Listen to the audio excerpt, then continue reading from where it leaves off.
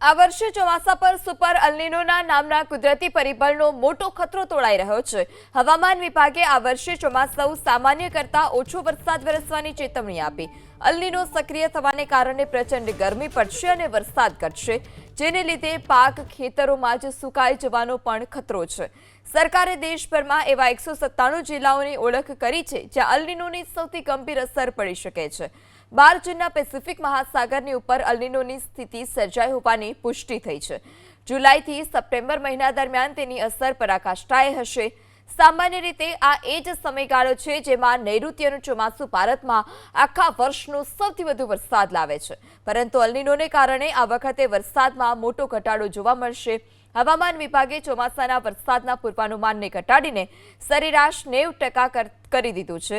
હાલ દેશમાં ચોમાસાની ગતિ ધીમી હોવાથી ગ્રામીણ અર્થતંત્ર પ્રભાવિત થવાનો અને ખાદ્ય ચીજવસ્તુઓ મોંઘી થવાનો ભય છે। જો વરસાદ ઓછો પડશે તો કૃષિ ઉત્પાદન ઘટશે અને બજારમાં પુરવઠો ઓછો હશે તો મોંઘવારી પણ આસમાને જશે, જેની સીધી અસર સામાન્ય જનતાના ખિસ્સા પર પડશે।